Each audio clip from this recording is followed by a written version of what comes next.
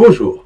Plusieurs praticiens, quand ils font appel à nous, ils ont comme projet de passer en implanto exclusif. Aujourd'hui, je voudrais profiter de cette vidéo pour partager avec vous les conditions nécessaires pour pouvoir prendre ce type de décision-là.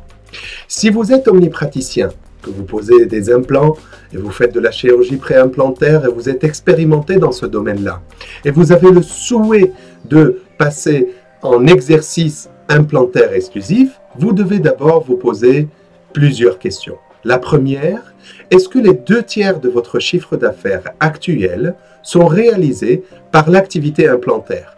Quand je dis l'activité implantaire, c'est à la fois les interventions chirurgicales, donc les recettes réalisées par ces interventions chirurgicales, mais à la fois aussi par les consultations implantaires, les 3D, tout ce qui touche au domaine de l'implantologie.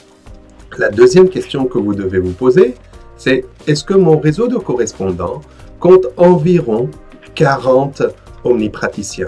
C'est un chiffre très important. À moins de 40 omnipraticiens, le volume de travail risque d'être faible. La troisième question, est-ce que actuellement, plus de 75% des interventions chirurgicales sont réalisées sur des patients adressés par d'autres correspondants? Si la réponse est oui à ces trois questions-là, les conditions, je peux dire, sont favorables pour passer le cap.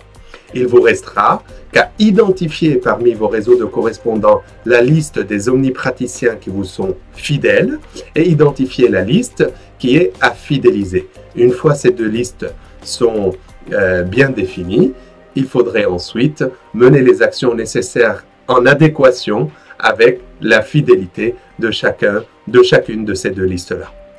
Si c'est un projet qui vous intéresse, n'hésitez pas à nous en parler. Je vous dis à très bientôt.